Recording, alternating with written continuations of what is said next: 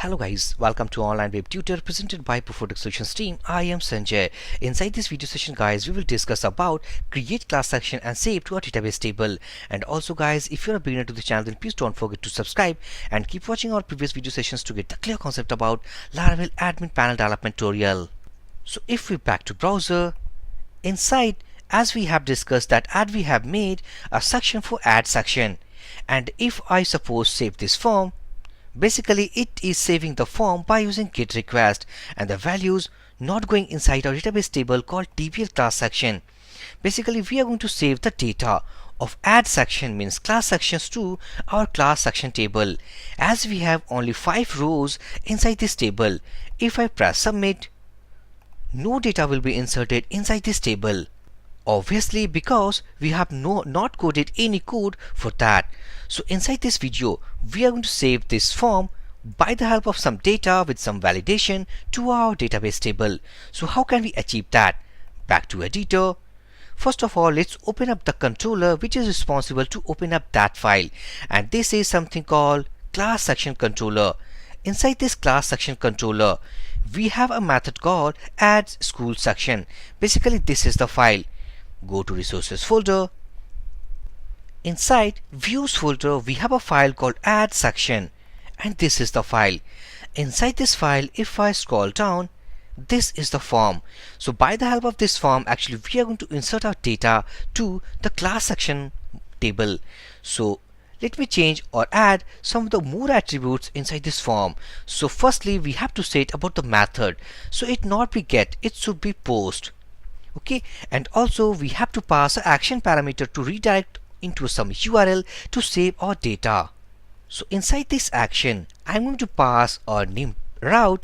So let's route. Inside this route let's say that save section. I'm going to copy this save section. Go to inside our routes folder. Inside routes folder we have a file called web.php, and this is all about all the routes for the section. So I'm going to make another route to save our data, and this route will be basically post because we are going to submit data. So inside this post request, firstly we have to change this name route to save section, and let me change the method. A method should be something called save class section. We are going to use the same controller, and let's say that save section. Now we have to make this method inside our controller called class section. So scroll down and let's say that public function, and this is our save class section. Inside this method, all the data actually submitted by that form we will get inside this request class. It means that we need to use our request class to get access over all the data submitted by our form. So request, so we are going to make an object. By using this object actually we can take over all the data from the form. So if I simply print r and let's say that request and all, this all method gives all the data of this form. Okay, so if I save this controller for now, go to HTML file, and also before submitting this form we need to define a CSRF token inside this form for the form security purpose. So I'm going to put and define a CSRF token inside this form. So how can we define that? Simply put curly pairs. This is about exclamation sign, and inside that simply write CSRF filled. If I save this form, go to your browser administrator panel, reload this page. Once we inspect that, as we have changed 3 parameters, one for the post, second is for the URL, and it is picking the right URL of the post request, and also we have put a CSRF token, and this is the HTML tag input type hidden generated by Laravel by using that CSRF function.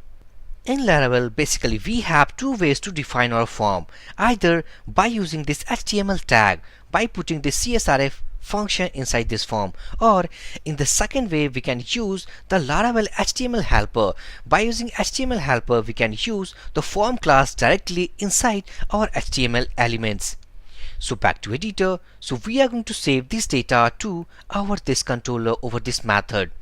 So if I close this inspect, back to browser once, and let me close this inspect, and if I press, let's say, sample class, press submit, as we know that we have submitted all the data successfully to that method, and we actually got all the data by using this request all. But what will happen if suppose we don't pass any value inside this section name? If I put empty, press submit, again the form submitted, but we want to put some restrictions, some of the validation that empty field should not be actually saved to our database table. So how can we put the validations over these sections? So back to our editor, inside this, for validation purpose, we are going to use a validator class of Laravel. So let's say that validator, by using this alias name validator, we are going to make use of that. So let's say validator. Inside this validator, we have a static method called make. Inside this make method, we are going to pass two arrays, first for the values and the second for the rules. This is the first array. Basically it contains all the values actually coming from the form, and this is for the rules, that what basically rules we are going to apply on that values. So first parameter we are going to take called section name. This is our user defined key. You can actually specify any of the key according to your need. Now we are going to HTML file, and we are actually accessing the section name inside this named parameter called section name. So just copy that, go to your controller, and let's say that this value we are getting inside this request object using section name. Now I'm going to put inside of validation inside this section name. So next we have to define the rules for that, and rules something our key name. This is the key name what we have specified here by collecting values. Now inside this key we want that this field should be required, and also we want to put some of the unique conditions. It means that once section A has been created, the next time A has not been submitted by the user again. So I'm going to put called unique. Inside this unique, by putting colon, we have to pass the table name. It means that on that table that value should not be inserted again. So if I back to database table, this is the table name. So if I copy this name back to editor, and I'm going to put inside here.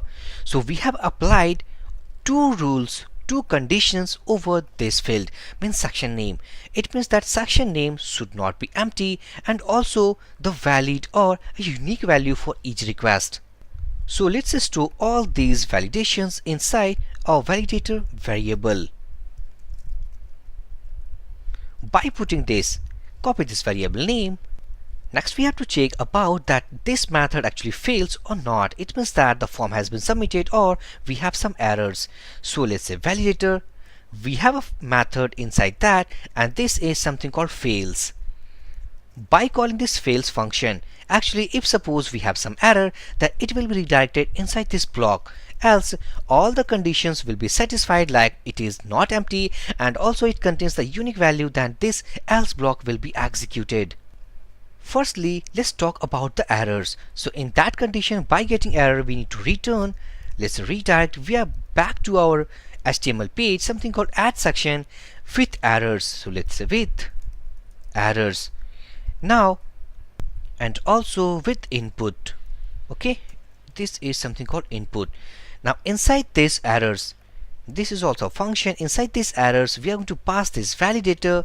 This will actually stores all the messages, something like this field is required or this should be unique. All the error messages will be stored inside the session.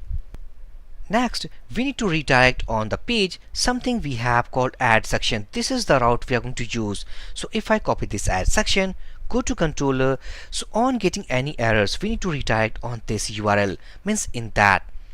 Now if else block, it means that successfully we have passed our form. Save this file.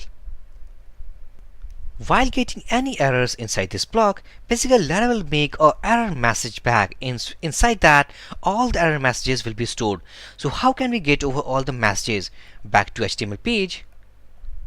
At the top of this form, we want to collect all the error messages. So if I get rid of that, and let's say that if count this is all about errors message bag. And suppose we have many errors that we have not submitted the form with successfully all the validations, means we have some errors. So inside that, and also let me close that, int f. Inside this if block, let's say div, let's say class, and let's alert. We are going to use bootstrap alert danger. This is something for the warning. Inside that, let's say that for each we are going to access over all the messages. Actually we got our error bag. So inside that, let's say errors all. By using this all function as error, it will give all the error messages, and step by step we are going to use or read inside our error variable. So let's say that, and also let's say int for each. Inside that, let's say that this is the variable, so error, and we are going to wrap inside a paragraph tag. Suppose we have multiple errors, so this is closing of p, and inside that. Okay, so if I save this for now, go to your administrator panel, reload this page, let me submit this file. And as we have error called section name field is required, and also if I put suppose the value called a, so again if I print here a, click on submit, and we have some errors. And this is because as we have section here, the column name is section, but as we know that we have specified the key is something called the section name. So if I change it to section, and let's say section, save this controller, go to your file, back here, reload this page, and if I press a, submit, we have an error called section has already been taken. It means that we have successfully validated all the validations and their rules accordingly. Now next what we have to see, we have to save the file or the fields to our database table. So go at the top, because by using this student class model, by using this model class, actually we are going to save that. So back here, and let's say that section new, and this is our model. By using this model we are going to save that. Let's say that section, we have a column something called section. Go to database table, go to structure, we want a section, copy this column name, pasting it here. Basically this contains the value something called request, and we have called section name as the key we are getting from the form. So copy this and pasting it here. Another value we have in our database table something called status. So if I copy this status, go here, pasting it here, and this contains the form value with the key something called dd status, and this is all about the ID and also with the name. So copy this dd status, and it contains either 1 or 0 for the active and inactive. Go to controller and pasting it here. Finally we have to call about, let's say section, and finally we have to call about the save method. After saving this value, I want that something put a message that the value has been saved to our session. So for that, let's say that request. Inside this request, we have a function or method something called session. Inside also, we have a method called flash. This will create a flash messages after saving this value. Inside this flash message or flash function, we have to pass two parameters. First is for the key name, and the second what value actually we want to be set. So this is something, let's say class section has been created successfully. So if I put this value inside this flash, next we have to collect this value to our HTML page. So to collect all these values, go at the top, and before errors, let's say that we are going to collect, and for that firstly we have to check that session has any key something called message, because this message contains the value after saving our values. And also let's say int if. Basically let's say that this contains a message, it means that we have to print that. So for that let's say div also we are going to use our bootstrap, let's say alert, and this should be alert, let's say success. Inside that I'm going to put inside paragraph tag, and this should be our session message. So let's say session. Inside this session we have to put this key, so put it here, and also inside double quotes or single quotes. Back to our controller file. Finally we have to redirect on that same page. So if I copy here, finally putting it at below of this request. All we have done with this add class section. So save this page, go to here and reload this page. Let's say that we have creating like A or something, let's B. Submit already exists. If I press again with the empty value, field is required, and let's say that sample class, press submit. We have an error and something that this section is about the data length because data too long. If I back to database table, and all about the length should be 10. Okay, we have actually passed the sample class, it's all about the length should be greater than 10. So let's say that ABC. Press submit. As we have the session successfully message that class section has been created successfully. This is the message actually we have stored inside this session as a flash, and we have collected inside this HTML page right here. If I reload this page, message will be gone because this is for the flash message for some moment. So basically guys, this is all about the saving of data about the class section inside our database table. By using the same concept, we will save the rest data called our class, called faculties, faculty types, and also with that students. So if you have any doubt inside this video session guys, then please drop your comment. I will give my reply as soon as possible. So for this video session guys, thank you for watching. Have a great day.